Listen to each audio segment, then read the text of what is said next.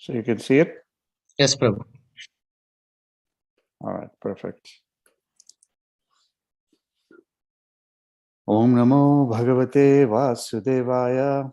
Om Namo Bhagavate Vasudevaya. Om Namo Bhagavate Vasudevaya. Canto 2, Chapter 3, text. Today we'll be covering text 2 through 7.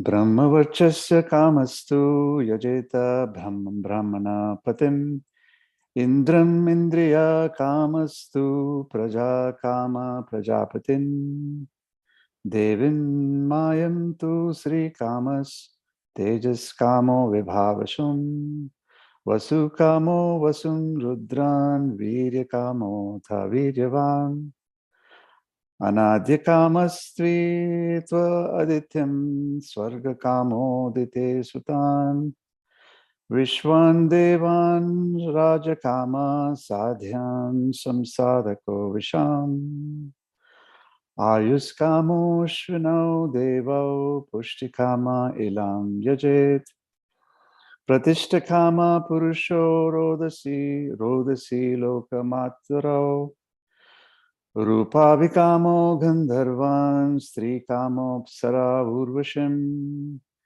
Adipatya Kama Sarvesham Yajeta Parmestinam Yagnam Yajed Yashyas Kama Koshakama Prachetisham Vidya Kamastu Girisham Dampatyartha Umam Satim.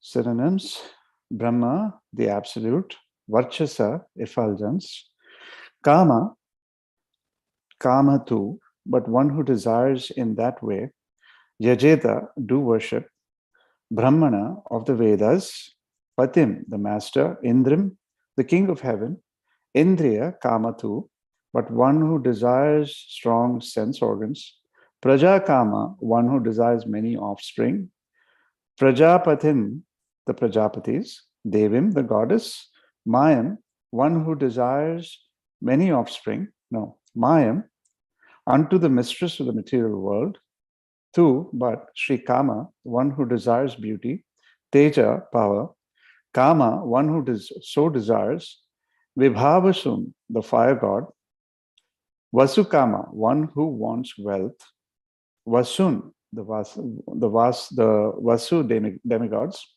Rudran, the Rudra expansions of Lord Shiva; Viryakama, one who wants to be very strongly built; Atha, therefore, Viryavan, the most powerful; Anna, Adya, grains; Kama, one who so desires; Tu, but; Adityam, Aditi, mother of the demigods; Swarga, heaven; Kama, so desiring; Adite Sutan, the sons of Aditi; Vishwan, Vishwadeva; Devan, the demigods; Rajakama, those who hanker for kingdoms; Sadhyan, the Sadhya demigods; Samsadaka, what fulfills the wishes; Visham, of the mercantile community; Ayu Kama, desirous of long life; Ashwina, the two demigods known as the Ashwini brothers; Devav, the two demigods;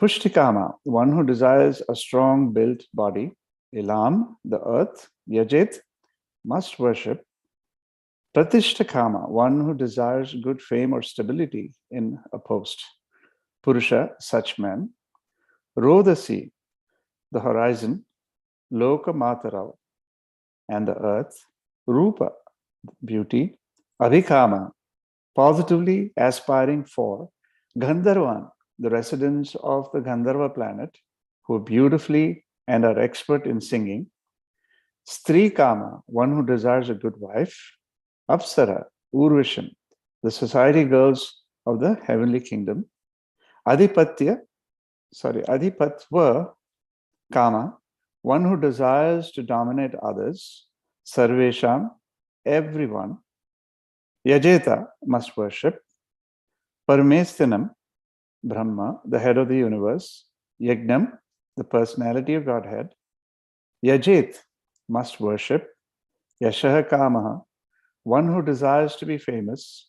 Kosha Kamaha, one who desires a good bank balance. Prachetasam, the treasurer of heaven, known as Varuna. Vidya Kamatu, but one who desires education. Girisham, the Lord of the Himalayas, Lord Shiva.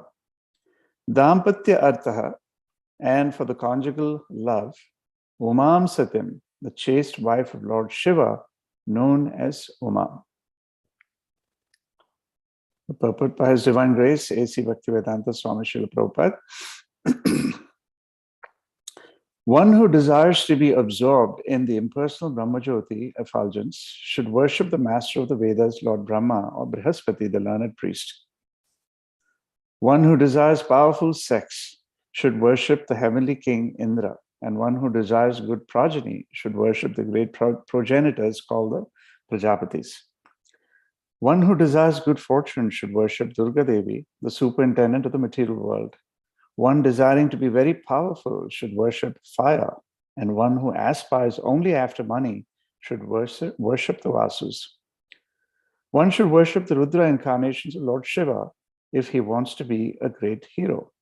One who wants a large stock of grains should worship Aditi. One who desires to attain the heavenly planets should worship the sons of Aditi. One who desires a worldly kingdom should worship Vishwadeva, and one who wants to be popular with the general mass of population should worship the Sadhya demigod. One who desires a long span of life should worship the demigods known as the Ashwini Kumaras, and a person desiring a strongly built body should worship the earth. One who desires stability in his post should worship the horizon and the earth combined. And one who desires to be beautiful should worship the beautiful residents of the Gandharva planet.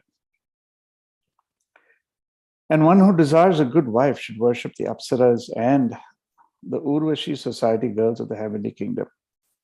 One who desires domination over the others should worship Lord Brahma, the head of the universe. One who desires tangible fame should worship the demigod Varuna, should worship the personality of Godhead.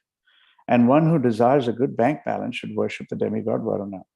If one desires to be a greatly learned man, he should worship Lord Shiva. And if one desires a good marital relation, he should worship the chaste goddess Uma, the wife of Lord Shiva. Sorry, that's the translation. And then in the purport, Srila Prabhupada says there are different modes of worship for different persons desiring success in particular subjects. The conditioned soul living within the purview of the material world cannot be an expert in every type of materially enjoyable asset, but one can have considerable influence over a particular matter by worshipping a particular demigod as mentioned above. Ravana was made a very powerful man by worshipping Lord Shiva, and he used to offer several heads to please Lord Shiva. He became so powerful by the grace of Lord Shiva that all the demigods were afraid of him, until at last, challenged by the personality of Godhead Sri Ramachandra, and thus ruined himself. In other words, all such persons who aspire after gaining some or all of the material objects of enjoyment, or the gross materialistic persons are on the whole less intelligent, as confirmed in the Bhagavad Gita 7:20. It is said that there are those that are bereft of all good sense, or those whose intelligence is withdrawn by deluding energy of Maya, aspire to achieve all sorts of material enjoyment in life by pleasing the various demigods, or by advancing in material civilization under the heading of scientific progress. The real problem of life in the material world is to solve the question of birth, death, old age, and disease. No one wants to change his birthright. No one wants to meet death. No one wants to be old or invalid, right? And no one wants diseases. But these problems are solved neither by grace of any demigod nor by the so-called advancement of material science. In the Bhagavad Gita, as well as in the Srimad Bhagavatam, such less intelligent persons have been described as devoid of all good sense. Sukadeva Goswami said that out of the 8.4 million species of living entities, the human form of life is rare and valuable. And out of those are rare human beings, those who are conscious of the material problems, and of the material problems are rarer still. And still more rare persons are those who are conscious of the value of the Srimad Bhagavatam, which contains the messages of the Lord and his pure devotees. Death is inevitable for everyone, intelligent or foolish. But Parikshit Maharaj has been addressed by the Goswami as the Manishi, or the man of highly developed mind, because at the time of death, he left all material enjoyment and completely surrendered unto the lotus feet of the Lord by hearing his messages from the right person. Sukadeva Goswami is the person that Prabhupada is talking about here. But aspirations for material enjoyment by endeavoring persons are condemned. Such aspirations are something like the intoxication of the degraded human society. Intelligent persons should try to avoid these aspirations and seek instead the permanent life by returning home back to Godhead. I'll read the last sentence again. Intelligent persons should try to avoid these aspirations and seek instead the permanent life by returning home back to Godhead. Om Ajnanatimirandasne Jnananjana Shalakya Chakshurunmalitam Yena Tasmai Sri Guruve Namaha Sri Chaitanya Manobhishtam Sthapitam Yena Bhutale Swayam Rupa Kadamayam Dadati Swapadantikam Vancha Kalpatarubhyascha Kripa Sindhubhyevacha Patitanam Pavanebhyo Vaishnavebhyo Namo Namaha Sri Krishna Chaitanya Prabhu Nityananda Sri Advaita Gadadhara Sri Vasadi Gaura Bhaktivinoda Hare Krishna, Krishna Krishna, Hare Hare, Hare Rama, Rama Rama, Hare Hare. Morning, everyone, and thank you so much for joining us today. In all the greatness of his heart, my dear Lakshmikanta Prabhu has given me 5 verses to cover today. In all the goodness of his heart. So thank you, Lakshmikanta Prabhu, for giving me an opportunity here to speak a few words. But this will be a long class, and so I don't want you to fall asleep, especially on a Sunday morning, which is easy to do. But thank you again for joining the class. I will try to stay on topic, stay on point. There's a lot to cover, so we may run a little over, so I'm going to give you a heads up there. We'll try to keep it as brief as possible, but we'll keep going. So, my title for our discussion today is Worship of Demigods, Playing with Fire. And we're discussing Canto 2, Chapter 3, texts 2 through 7 from the Srimad Bhagavatam. So Sukadeva Goswami continues to cut right through the chase, and he's giving us, point after point, he's giving us the quintessence, what we need to do to succeed in our true endeavor to go back to Godhead, right? To go back home, back to Godhead. And even though the Vedas are a bona fide source of truth and knowledge, Sukadeva Goswami is clearly, he discriminates the icing from the cake. So he cautions us that the Vedas can be misleading to the unintelligent in depicting the heavenly planets as something that are, sources of everlasting enjoyment, peace, and fulfillment. Now, the Vedas describe the various demigods. They describe the powers that these demigods have, and how they can be worshipped to receive material benefits. So, for the common man who's constantly in misery, that can sound very appealing, right? Because it is like a source of being able to relieve oneself from that miserable situation, which we are in almost every single moment of our lives, one way or the other, right? So there are flashes of happiness here and there, but those are far and few in between, the misery that we go through. So while it is true that those heavenly planets, what I'm trying to say here is, even though that it is true that the heavenly planets are heavenly and they are free from a lot of the misery, but even those heavenly planets are in the material realm. And therefore, the misery is also a part of the heavenly planets. It's not like the heavenly planets are completely devoid of any misery, right? So it is important to remember that. Yes, they are a lot different and a lot better than what we're experiencing here in this material world, but the heavenly planets still have a tinge or more of misery, right? And what are the benefits? If you look at the flip side and you see, oh, they're enjoying so much, they're having, so many things that they don't have to worry about jobs or, paychecks or bills to be paid and stuff like that. Even that is very finite. That is also finite. You may live for thousands of years in the heavenly planets, but even that has to come to an end. So what to speak of trying to find more comfortable situations here on planet Earth?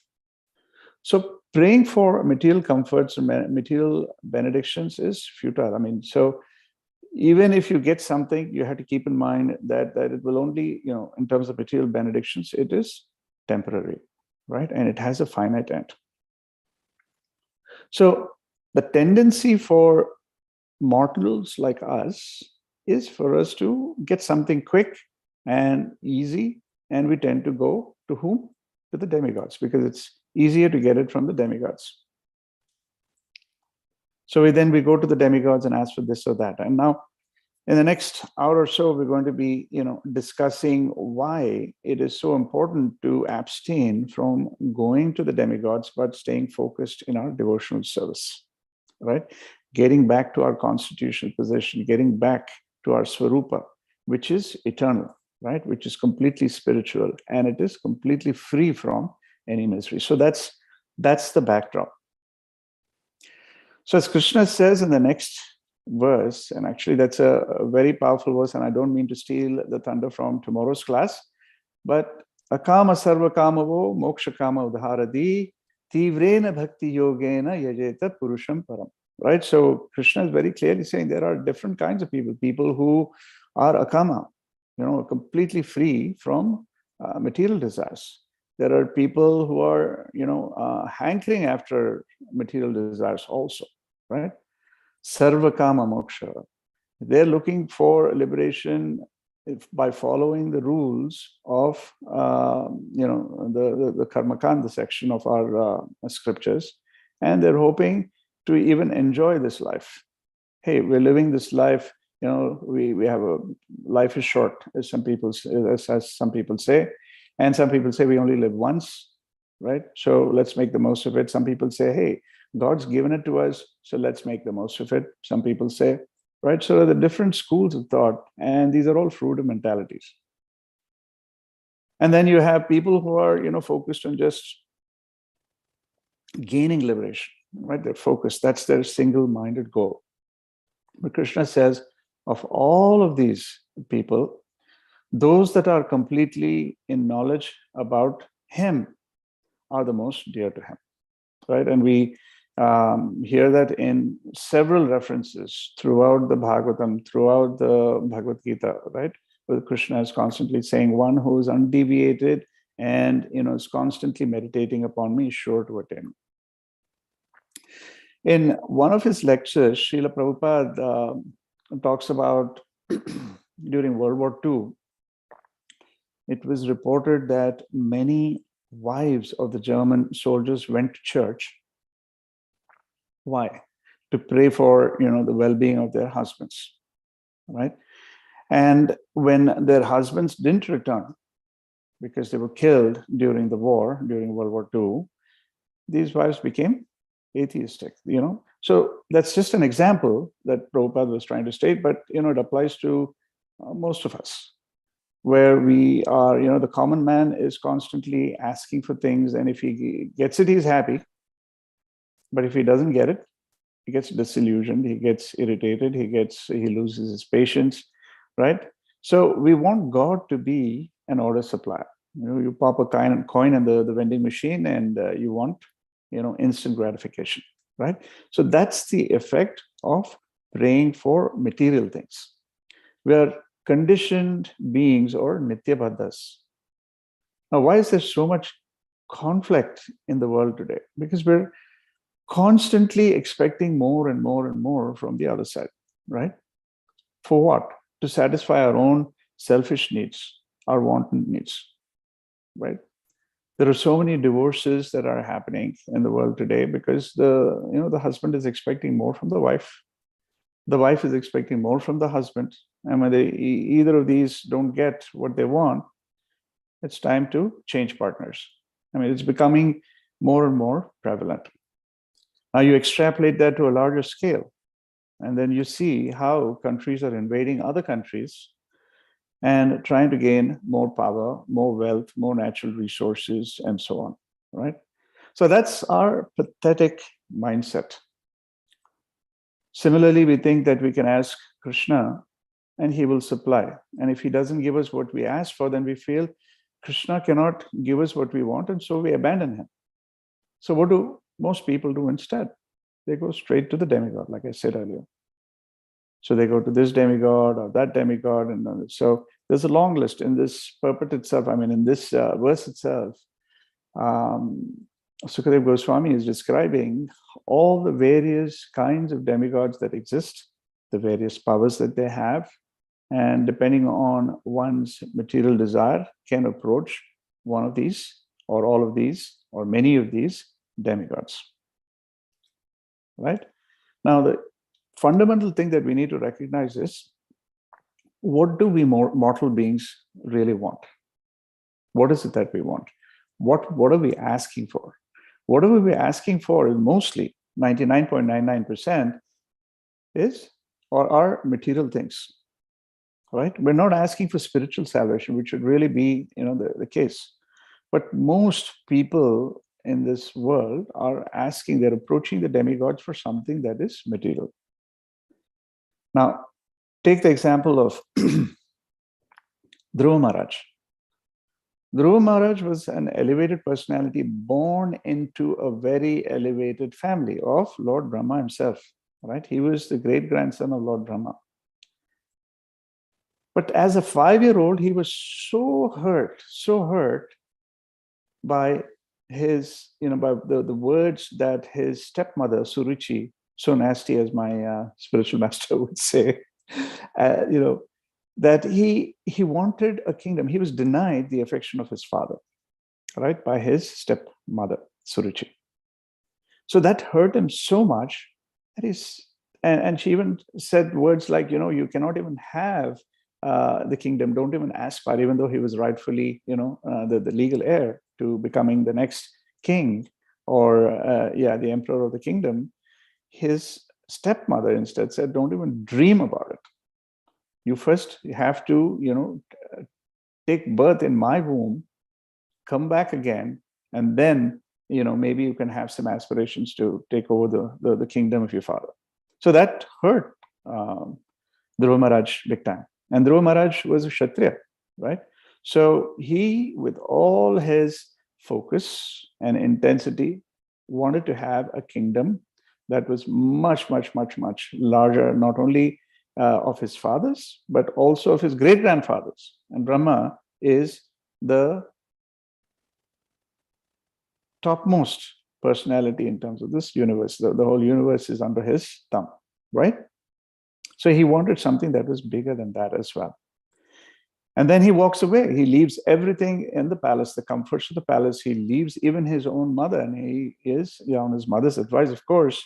But at the same time, for a 5-year-old boy to do something like that is completely unimaginable. I mean, even at the age of 50, 60, I mean, we don't leave our families. We're so attached to the comforts that we have at home and our family that, we don't even want to go to places where for yatra itself becomes quite cumbersome for some of us, where, walking through the dusty roads and, the long distances and things like that, falling sick, all of these things can, work against us. And so we're not looking at it in a palatable way. What to speak of this little boy who's the king, the prince, who's enjoying all of these comforts in the palace, in the safety of his parents and family. And he's leaving all of that, leaving his own mother to go into the forest. And the forest is filled with danger, right, at every step. So even Narada Muni comes in and tells him, my dear boy, you're just a 5-year-old boy. Don't think that this is easy. Going through all of these austerities and penances is not going to be easy at all. It's not sustainable. There are a lot of dangers. Please go home. Have a nice, shower, eat, and go to bed. That kind of a conversation he has with Dhruva. But Dhruva Maharaj is like completely, no, this is what I want to do, and I will do it. So he starts his penances. It becomes so severe that by month 3, he's actually standing on one foot with his hands outstretched, and he is praying intensely to Lord Vishnu. By month 5, he takes very little breaths, or no breaths at all. And so he's practically stifling everything around him and into the higher planets. There's no air that is moving. So the demigods on the higher planets are unable to breathe. So they go running to Lord Vishnu for help and say, please do something. This little boy is completely stopping even our breathing airs.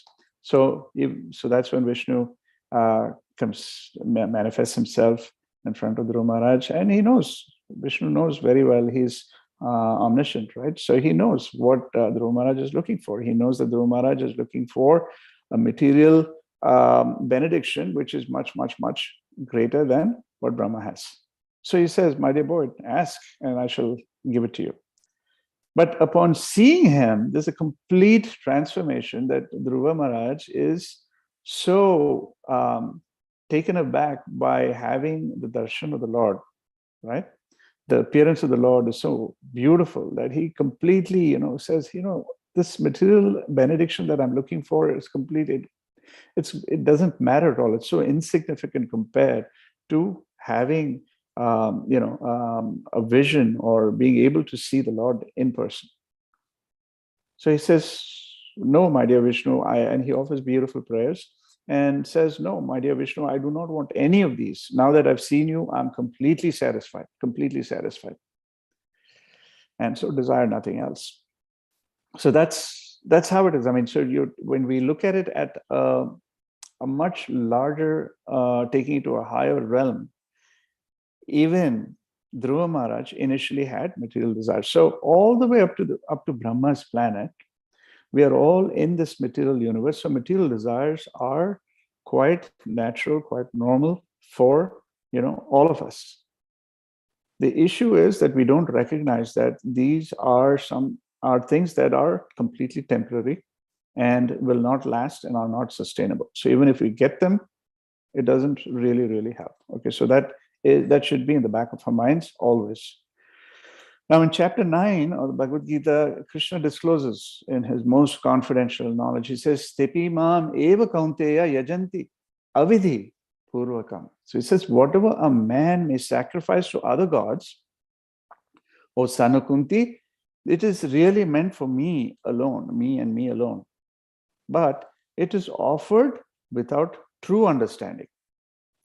So Krishna clearly discourages any form of demigod worship with clearly spelled out consequences in the Bhagavad Gita. So for instance, in 7.23, in chapter 7 also, so multiple references where Krishna is constantly advising Arjuna and all of us in turn that demigod worship is not the right thing to do. Right? It may be a pious activity, but if it is not done with the right consciousness, right, one may receive the material benedictions, but it is actually asking for trouble, right? So even in chapter 7, Krishna tells Arjuna, he says, Antavattu phalam tesham tad bhavati alpamedashan. Alpamedashan are demigod worshippers. So he says, men of small intelligence worship the demigods, and their fruits are limited and temporary. Those who worship the demigods go to the planets of the demigods. Now, these are the consequences that Krishna is telling Arjuna. He says, those who worship the demigods go to the planets of the demigods. But my devotees, Krishna's devotees, ultimately reach my supreme planet, Krishna's abode. Now, you may ask, the demigods are putting in the same effort as, the bhaktas or the pure devotees, or the worshippers of Lord Vishnu or Krishna, why then does the outcome differ so much, right? The destinations are different. So Vishwanath Chakravarti very clearly says, we go to whomever we worship, as Krishna said. So the demigods, along with their fruits, so he's also adding to that, saying the demigods, along with their fruits, will all be destroyed, whereas Krishna, his service, his abode, his devotees, everything about him is eternal. That will always remain, right? So whatever devotional service, and even in the Bhagavad Gita, Krishna says, whatever we do in terms of devotional service will always remain. Whereas any pious activity we do will give us the good credits in our bank, but it will keep dwindling, right, with time. It never remains the same. But devotional service, on the other hand, is eternal. And even if we are not able to perfect our lives in this lifetime, in our next lifetime, we start from where we left off. Now, despite Krishna's words, there's always going to be a group of people standing on the sidelines, complaining as usual. And they're going to say, oh, it doesn't matter, this demigod or that demigod, Krishna or no Krishna, we're all still going to achieve the Supreme Personality. And Srila Prabhupada smashes that argument as well. He conclusively responds by saying that, and I'll read it out to you here. Here, the point may be raised that if the demigods are different parts of the body of the Supreme Lord, then the same should be achieved by worshipping them. That's what these people are saying. However, worshippers of the demigods are less intelligent because they do not know what part of the body they must be supplied food. Some of them are so foolish that they claim that there are many parts and many ways to supply food. Can anyone supply food to the body through the ears and eyes? This is Prabhupada saying, quote unquote. And again, he says, they do not know that these demigods are different parts of the universal body of the Supreme Lord. And in their ignorance, they believe that each and every demigod is a separate god and a competitor of the Supreme Lord. Not only are demigods parts of the Supreme Lord, but ordinary living entities are also. So it's not just the demigods who are parts of the Supreme Lord, but even ordinary living entities like us are also parts of the Supreme Lord. Close quotes. Now, in the Bhagavad Gita, in chapter 7 again, text 20, Krishna says, Kame stair hitagnana prapadyante nyadevata. So he says very, very clearly, those whose minds are distorted by material desires surrender unto the demigods. That's Krishna saying that those whose minds are distorted by material desires. So in other words, material desires have an effect on our minds, which is distorting our minds and lead us down the wrong path, right? In this case, surrendering unto the demigods. So those that worship the demigods are mostly doing it with an intent of getting something back in return, right? And in other words, that's the definition of fruitive mentality. Something material is what we're expecting. So we're saying, I'll give you something, and in return, I expect something back. It's very transactional. Whereas devotional service is done on the platform of pure selflessness, right? We are offering everything that we have with unconditional love to the Lord. That is the intent of devotional service. We're not doing it to gain something for ourselves, but rather we're doing it to please the Supreme Lord, right? So when we chant, we're chanting for the pleasure of Krishna. So it's important to keep reminding ourselves that whatever sacrifices that we are performing, whatever duties, prescribed duties, and otherwise, the things that we're doing it with the intent of pleasing Krishna. That has to always be the fundamental principle that drives everything in what we do, what we think, what we say, and so on. Hard to do, easier said than done, but that's what needs to be there. That's why I'm saying it has to be a constant reminder that's not only sitting in the back of our heads, but actually kicking us every time we say something without, or doing something without even thinking. So clearly, fruitive efforts cannot be compared to pure devotional service to the Supreme Lord. So how can anyone, back to the point, the argument that the other side is trying to make, which is, it doesn't matter which demigod, we will ultimately attain the Supreme Personality, which doesn't make sense, right?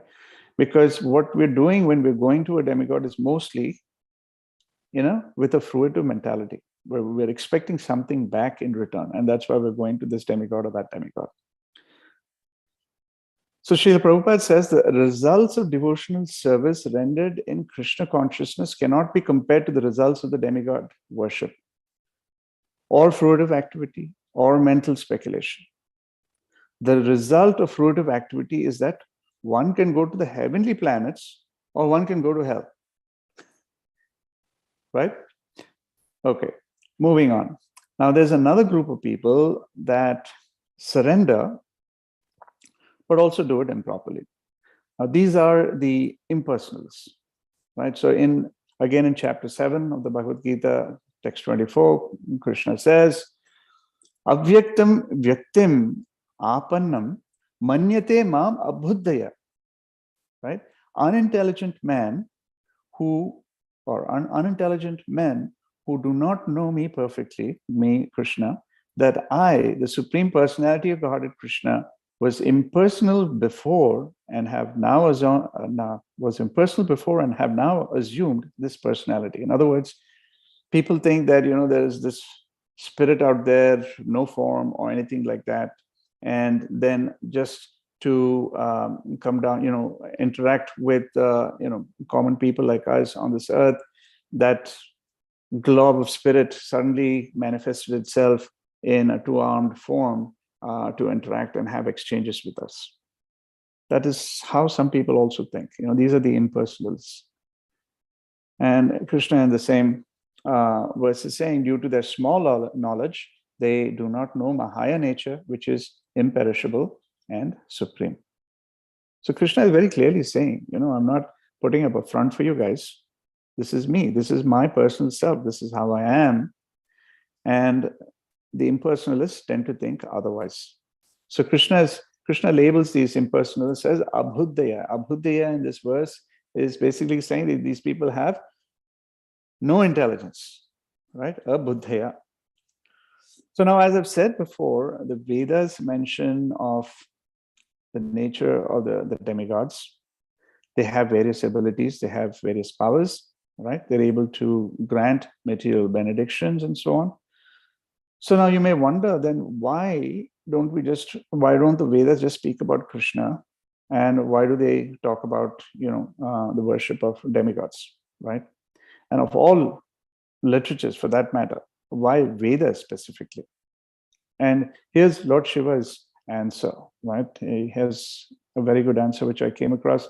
Lord Shiva told Durga's goddess Durga, my dear Devi, although the Vedas mention the worship of demigods, the worship of Lord Vishnu is topmost and is ultimately recommended. So he tells Durga that demigod worship is mentioned in the Vedas. Yes, I agree. But the worship of Lord Vishnu is the topmost. And however, above the worship of Lord Vishnu is the rendering of service to the Vaishnavas who are related to Lord Vishnu. Okay, so that's even higher. So now there is further reference of futility, of demigod worship in the 4th canto of the Srimad Bhagavatam. And there it is mentioned, mantra linger vyavachinnam bhajanto na vidhu param. Mantra linger vyavachinnam bhajanto na vidhu param. Right? And what is the translation? Despite the cultivation of Vedic knowledge, which is unlimited, and the worship of different demigods by the symptoms of Vedic mantras, here's the important part. Demigod worship does not help one to understand the Supreme Personality of Godhead. Now, like I said, every demigod has certain specific powers. Lord Indra, for instance, has the power of showering rains, right? And why is that rain important? Because the rain helps in the germination of grains and in turn our food cycle. Similarly, Varuna, Agni, and so many other demigods have their own respective powers. So by worshipping these demigods, one may achieve great riches, maybe beautiful wives, maybe better jobs and whatnot, but they fail to get any closer to understanding the Lord. Correct?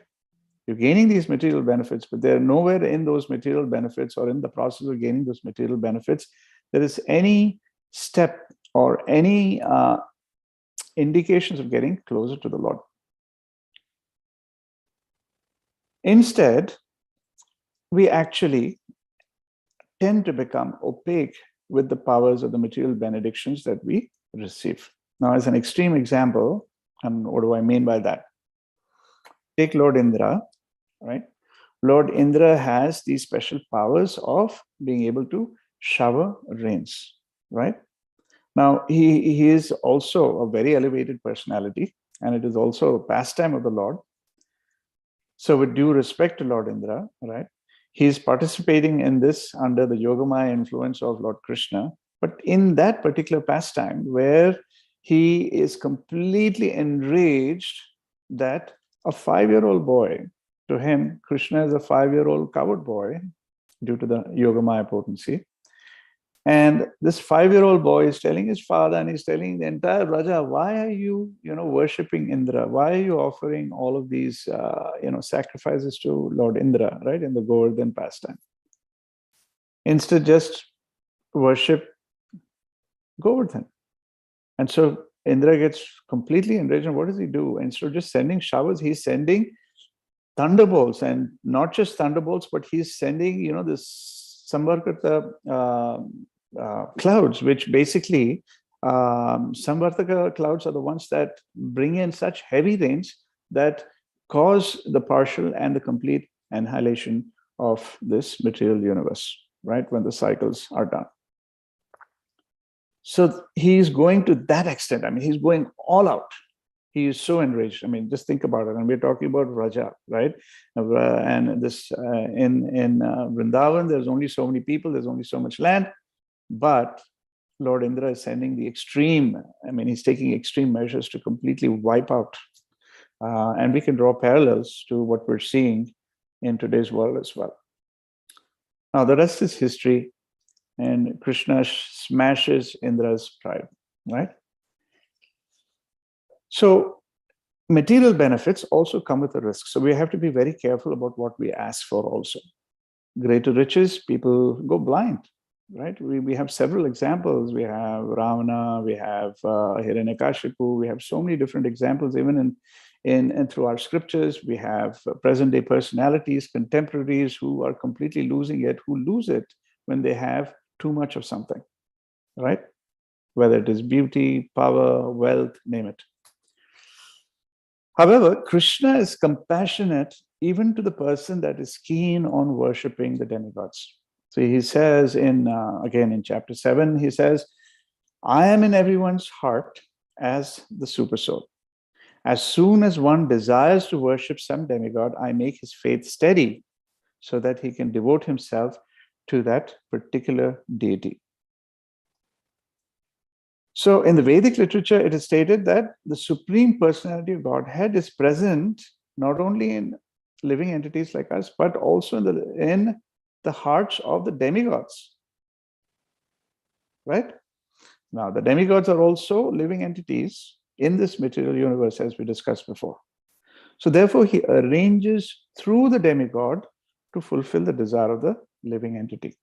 So both the demigod and the living entity are dependent on Krishna, right? And so therefore they are not independent. In other words, the demigods are getting their powers from Krishna. It's not that they have inherent powers, they're also getting their powers from Krishna. Krishna is sanctioning those powers.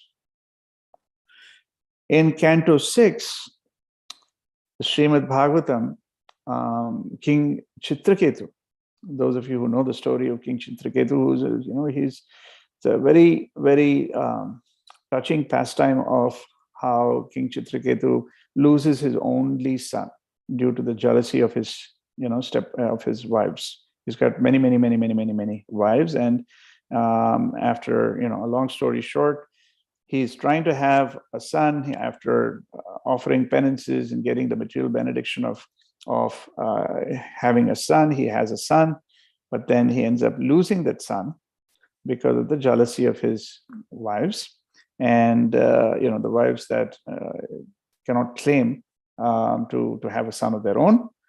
And anyway, so he tries to get his son back. Long story short, he's basically he realizes the futility in identifying with this material body, because the son comes back by a divine intervention and explains to Chitraketu and says, you're my father in this life, but in my previous life, were you my father? I had so many fathers, so many lifetimes, and so many fathers before me. So, identifying ourselves with our bodies in this lifetime is futile. So then Chitraketu offers these wonderful prayers out of true realization, to the Lord, because the Lord appears, and so he appears. So he offers these prayers where he says, "O Lord, O supreme unintelligent persons who thirst for sense enjoyment and who worship various demigods, hear this." He says, "are no better than animals in the human form of life. Because of their animalistic propensities, they fail to worship your lordship, and instead they worship the insignificant demigods who are but small sparks of your glory. With the destruction of the entire universe, including the demigods, the benedictions received from the demigods also vanish, just like the nobility when a king is no longer in power." So you can see that King Chitraketu is also not mincing his words. And if all this doesn't convince you, we're getting close here to the end of our section here on our discussion. And if all this doesn't convince you, listen to what the Supreme Lord himself has to say in the conclusion to the Bhagavad Gita, right? So in the Bhagavad Gita 1866, he says, "Sarva dharman parityaja." He says, give up all the nonsense, simply surrender, give up all, other forms of religion. I will take care of everything that you need. In fact, even in chapter 9, Krishna is very clearly saying, I preserve what you have and carry what you lack, right?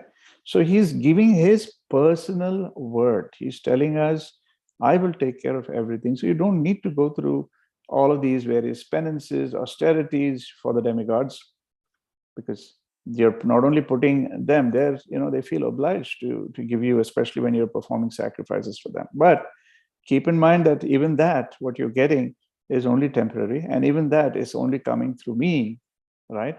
I am the source for all of that. So why not come directly to me?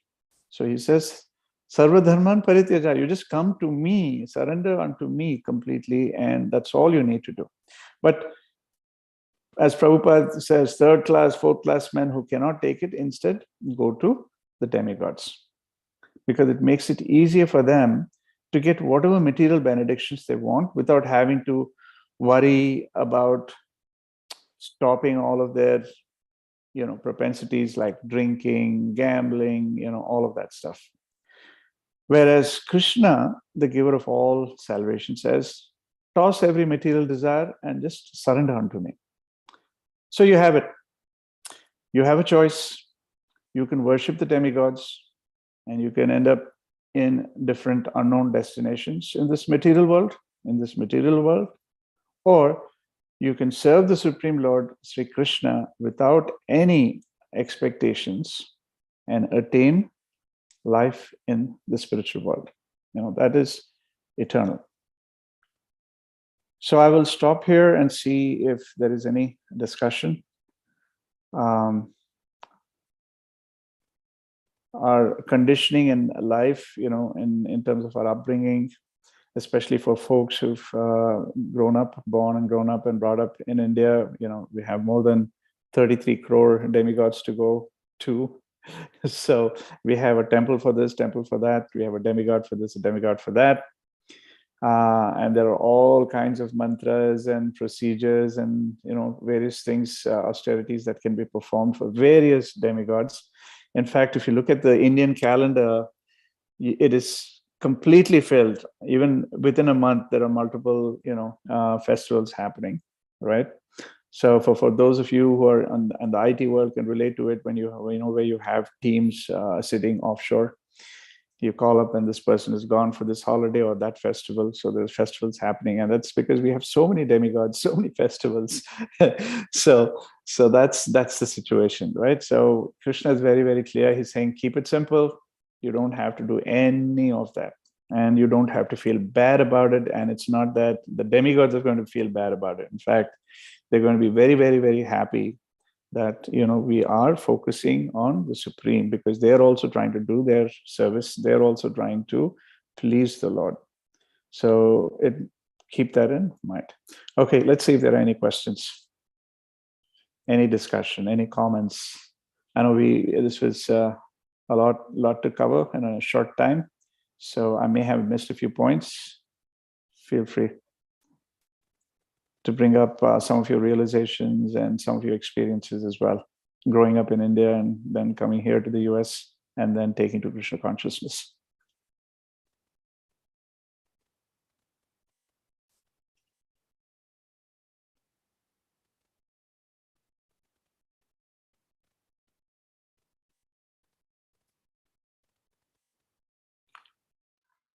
Hare Krishna, Prabhu.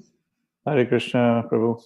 Thank you so much, Prabhu. I think you covered a lot of content about the problems that one gets into it by worshipping the demigods, right? I mean, it's not like one or two. I mean, our desires are unlimited, and the demigods are also kind of not unlimited, but yeah, still, we cannot do it like 3.3 crores or 33 million.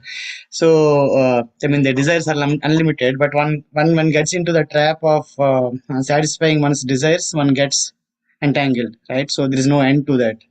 So it's not that the desire will go away. I mean, I think that's how we started in the beginning, right? So I was as soon as I have the desire, I'll go to demigod, and then desire gets satisfied, I'm done. No, I mean, our lust is not going to end. Right? It is going to, once we pour something, it is going to burn more. Desires are going to increase more and more. Yes. So that's what I was thinking, Pro, when you mentioned about it. But yeah, it's nearly impossible to do this demigod worship. I mean, of course, Sukadeva Goswami talks about it. We touched upon that as well, 2, 3, 10, right? Next couple of verses.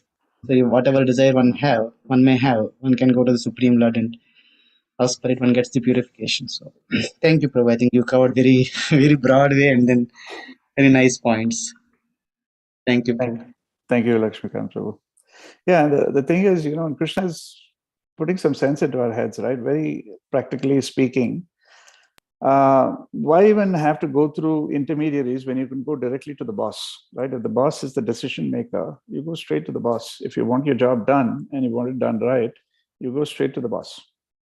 Now, there are in India and in other countries, obviously, where there's a lot of corruption, there is a whole system. The boss is not going to accept the bribe directly, right? He's going to take it from his subordinates who have their subordinates, who have their subordinates. And finally, you have to start with the peon at the door and tip the guy to be able to even get to the guy behind the desk. What to speak about, getting somewhere to the top. But that's in this material world. That's because there's so much corruption. But in the spiritual world, Krishna is saying, I'm here for you. It's with outstretched arms. So what is that is stopping you, right? He's making it so clear, but we refuse to see that. Instead, we only see, I'm not getting what I need in a time frame that I needed. I want everything now. And that's instant gratification is what we are conditioned to. That is the problem that we have. But if we look at it holistically and step aside and say, look, Krishna is there. It may take longer, it may take shorter, it all depends on Krishna's mercy. But hey, look at the long term, look at how permanent that benefit is going to be, then all of these things will be taken care of. So all we need to do is just pray for Krishna's shelter. We don't even have to ask, I need a light bulb here, or I need a car, or I need a house. We don't even need to worry about any of that. Krishna is there to take care of us. As long as we have his shelter, we are in his shelter, protection is already there. It's already there. It's when we step out of that shelter, instantaneously we're exposed to the elements of Maya. That is the realization that we need to have. That's the mindset that we need to maintain. That's it. It's as simple as that. But the problem is Maya is so strong that she's constantly pulling us in multiple directions, and we get very easily, we are marginal energy, so we get pulled away in different directions and forget our ultimate goal. And thanks to Prabhupada, and thanks to devotees, the Association of Vaishnavas, we're constantly reminded that all we need to do is stay in the shelter of the Lord. Hare Krishna, Prabhuji. Please Hare accept my Krishna. humble obeisances. All glories to Guru Maharaj and Srila Prabhupada. Such a Hare nice, Krishna. talk in the morning. Very inspiring, Prabhuji. So I was just wondering, like whenever I read Srimad Bhagavatam, and then, I see that there is so much parallel between Bhagavad Gita and Srimad Bhagavatam. Like Bhagavad Gita is like the manual, and Srimad Bhagavatam is almost like experiments or implementation instances of the same. And over again, through these chapters and these verses, I see this, like today it was completely from, you were taking examples from Bhagavad Gita and showing it. It was really, like it reinforces the faith in both Bhagavad Gita as well as Srimad Bhagavatam. I was also wondering, at a second point, which is, though the Lord himself is available for us, he allows these demigods to set up their shops and compete with him, So like you were saying, we have to go through these demigods, or we believe we have to go through these demigods, which is not really true, So I'll just rest there. It's just a comment, Prabhuji. Thank you so much. Thank you so much. Very true, Prabhu. Very true. Balram Prasad, Prabhu, you have your hand up. Yeah, Dandavat Pranam, Prabhuji. All glories to Srila Prabhupada. Pranams. Such a beautiful class this morning, bringing so many various points from various scriptures and references and your realizations. You believe it or not, I was thinking last night I slept. The moment I slept, something came to my mind. And that never comes to my mind like that. Yesterday, the verse which came to the wordings of Sanskrit came to my mind was Kshine Punye Martya Lokam Vishanti. And then I slept. And then I actually opened the Bhagavad Kshine Punye Martya Lokam Vishanti. What is this? It's coming to my mind. And then I saw the word. I just did a Google, and then I said, once your pious activities is exhausted, you'll come back to the planet Earth. And then I slept, that's all. Woke up this morning, and then I logged into your call. This is the exact thing you're telling about. I said, what a connection, what Krishna is making me connection to understand and listen. And from you, thank you so much for that. Thank Krishna. That's his reciprocation, Prabhu, to your deep meditation and your thought. That's the reciprocation that is coming from him. I have no idea. So anyway, there are so many reflections from your class, Prabhu. One thing nowadays, maybe it was there earlier, but nowadays the people are, see, Bharat Varsha is very Punya Bhumi. Sorry if I take a few minutes of discussion. So the Bharat Varsha is completely, it's a Punya Bhumi. And then we were all there, we were born there, we took birth, we grown there, somehow we came to America, right? But how many people of us, even my families, we have seen, maybe once in a year, there were some issues going on in the family. So they do one yajna for covering all those once in a year. They say, my grandfather used to do in my house, and we are not doing it, we are not following it. So let's do one yajna. or that yajna. I don't know which yajna used to do. And so that all these issues will go away and then get better. So that's all I know. But what I mean to say is in Srimad Bhagavatam, it explains many things. And how many people of us that especially following the Vedas, nobody is following now, Prabhu. Correct? No? Nobody is in India.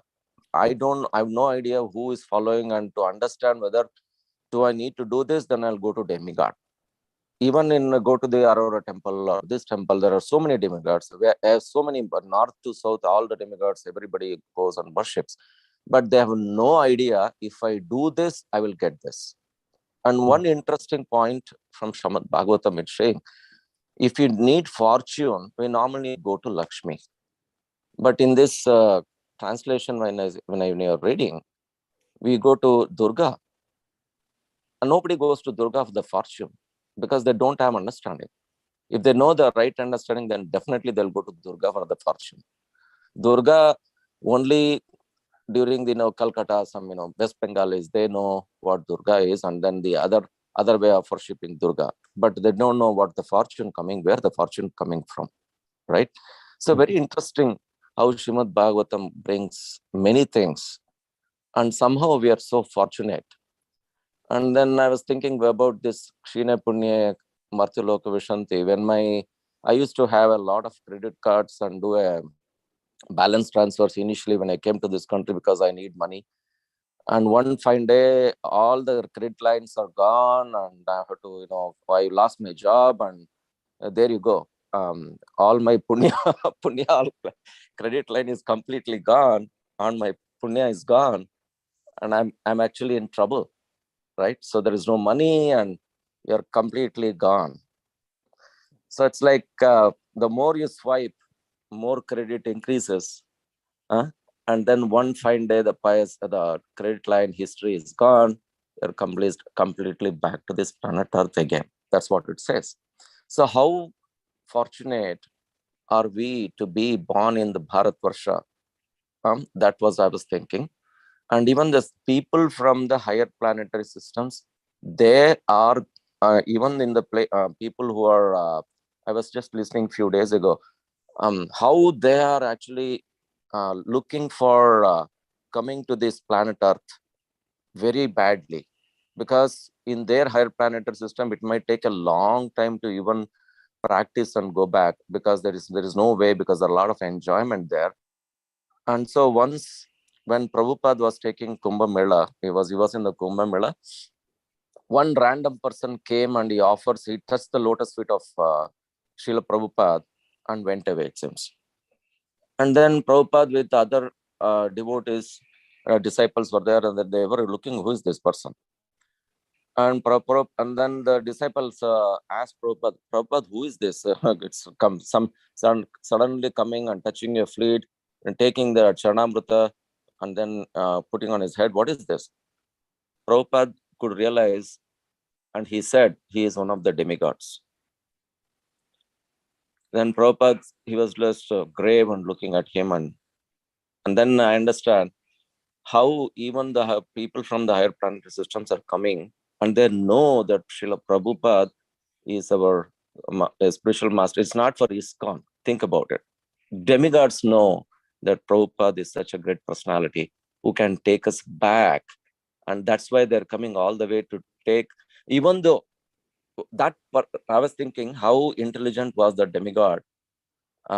Because even though he came, he would have taken dip in Ganges. Of course, Ganges is there in every higher planetary system. Manasi Ganga is also there, right?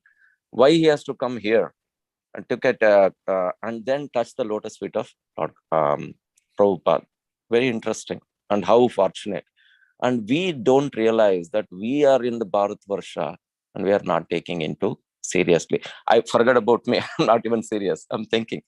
But how people are. And yesterday, spiritual master was telling one that he saw a drama, a play in Chennai, that all the Yamadutas, all the children were playing, it seems. So the Yamadutas were going to Yamaraj and telling, we went to that place, we went to that house, But there was Tulasi Maharani, there were deities of Jagannath, Baladev, Subhadra, there were some deities of raising hands, two people, I don't know who are they, and then maybe it's a Gaur Nitai for us understanding. And we go here and the person is dying, and I don't know whether I can go there because there's something is telling, no, don't go there, don't go there. So Spiritual Master was telling, see, even Yamadutas cannot come to this. So make this place and have worship Tulasi, have Guru, have deities of Krishna. Even the Demadutas also won't come to your house. Such a beautiful thing. And so that's why I was thinking of how fortunate we are and how we be intelligent. With connected to this Kshine Punya Martiloka Vishanti, Chaitanya Mahaprabhu says, right? E rupe Brahmanda Brahmita Kon Bhagavan Jiva Guru Krishna Prasade Bhai Bhakti Lada Bija. So how intelligent was this demigod to come and touch the lotus feet of Prabhupada? And we learn from that example and the pastime of what happened. And we should be intelligent to take this. And then when that happens, why he was basically looking for a guru, right? Even from that demigod also looking for a guru. And that is why among all the living entities, I'm just reading from Madhya Khand, which is Chaitanya Charitamrita. It says, among all the living entities wandering throughout the universe, one who is most fortunate comes in contact with a representative of the Supreme Personality of Godhead and thus gets the opportunity to execute devotional service. Those who are sincerely seeking flavor of Krishna come in contact with a guru, a bona fide spiritual master, bona fide representative of Krishna. So in that way, and it also says, Tad Vijnanartham Sa Guru Eva Bhigachet. How one has to search out for a guru to understand the affairs of the spiritual world. And Bhagavatam also describes that Tasmad Gurum Prapadyeta Jignasu Shreya Uttamam. One who is very interested in understanding the activities in the spiritual world must search out a guru, a bona fide representative of Krishna. From all angles of vision, therefore, the word guru is especially meant for the bona fide representative of Krishna and no one else. Padma Puran states, Avaishnavo Gurur Nasyat. One who is not a Vaishnava or one who is not a representative of Krishna cannot be a guru. So on and so forth. There are so many references it happens. So it boils down for us that instead of looking this benefit, that benefit, we have to be so fortunate to look for one spiritual master who can take us back to Krishna. This from this example of Srila Prabhupada. Awesome. So that way, Kshine Punya, that's meditation. My God, I don't believe it. Anyway, it's Krishna's mercy. That's what I thought. Thank you so much, Prabhu. Thank you. Giving this opportunity to share some words. Wow. No, what you shared it's spectacular. I mean, it is fantastic. Wow. Just to, try, I mean, the gravity of that whole thing that, Prabhupada became serious because he recognized who it was who came and, touched his feet. And to be able to share that with the devotees. Can you imagine being there with Prabhupada when that happened? We're hearing this after so many years. The same, Prabhu. I was thinking the same. How fortunate are we? It's just crazy. Yeah, it was just amazing. Thank you so much for sharing that, Prabhu. Very, very. I mean, I'll try to keep that in mind. I mean, this is really, we are fortunate. So thank you for sharing that. Anything else before we close? I know we're 15 minutes over. If not, yes. Kalpataru Mataji, did you have something from your side?